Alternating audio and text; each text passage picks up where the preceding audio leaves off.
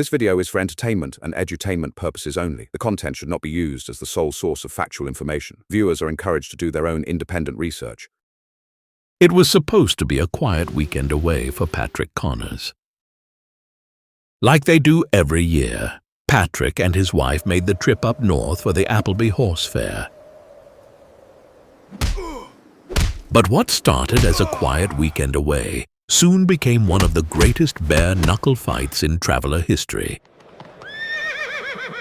The Appleby Horse Fair. Patrick Connors lives on the biggest traveler site in London, and he has by far the best plot on the site. He is one of the most respected traveler men around. His name is known up and down the country. The car was packed, the caravan was hitched. Leaving the site behind, Patrick and his wife had just set off for their yearly trip to Appleby. But before they can hit the open road, they must first push through the hustle and bustle of the London streets.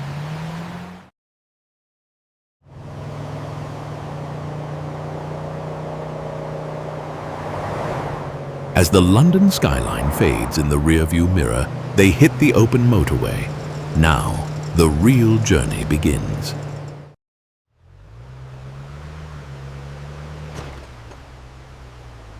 Eventually, the gray concrete fades into green fields, and the heavy rush of the city is left behind.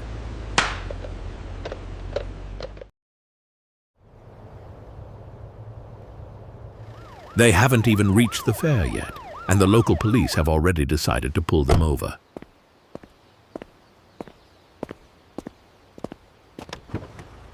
The officer explains why they have been pulled over. Every caravan going to the fair is being stopped and checked to see if it is stolen.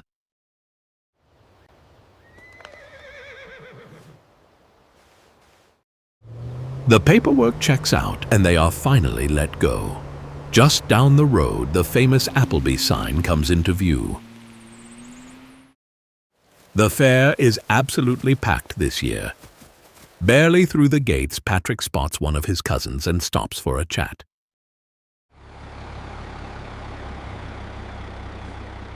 As soon as Patrick is pitched up, his brother Michael and cousin Martin drop by. Then the real work begins. They head straight into town for the first pint of many. That is when Patrick spots the new facial recognition cameras the police have set up this year.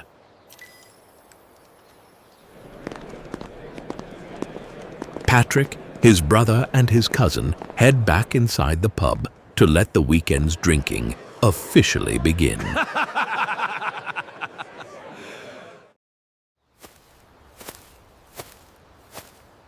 The next morning, Patrick isn't feeling too clever, so he heads down to the market to see if he can do a bit of trade.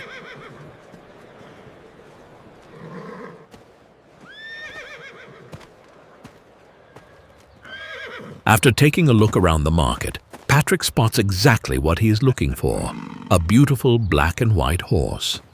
He walks straight up to the owner and starts bidding him.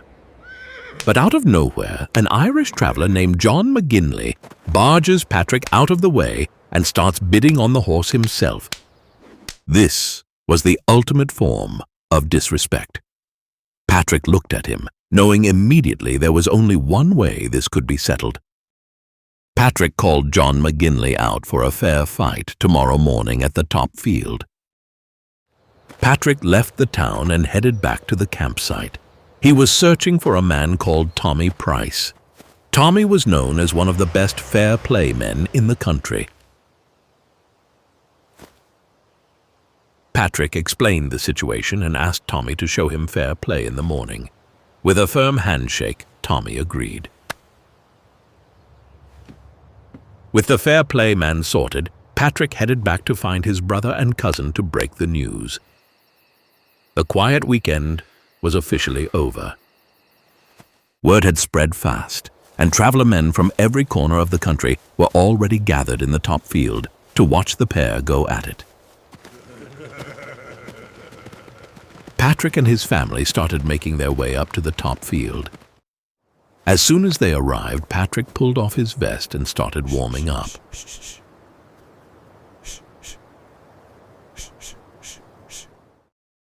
Tommy Price steps into the middle and lays down the law. No hitting on the brake, and no biting. The talking is over. Tommy steps out of the way, and it is on. 15 minutes in, and both fighters are still looking fresh. 35 minutes in, both fighters are getting tired, but neither is showing signs of giving up. 55 minutes in, and both fighters are now absolutely exhausted. They can hardly hold the hands up. Tommy Price has seen enough. He grabs their wrists and forces them to call a draw. That evening, Patrick and his family head out to celebrate the brutal battle.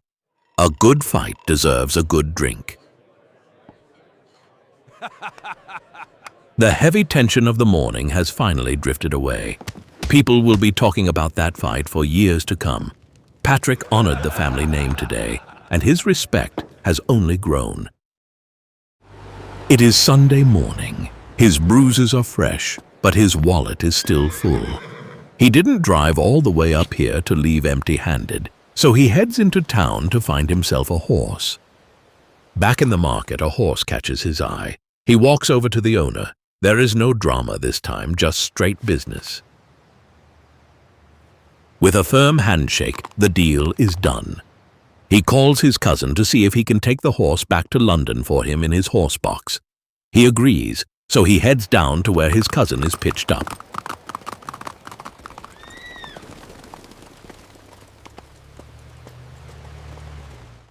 The horse goes into the horse box surprisingly easily. After a quick goodbye to his cousin Martin, they part ways.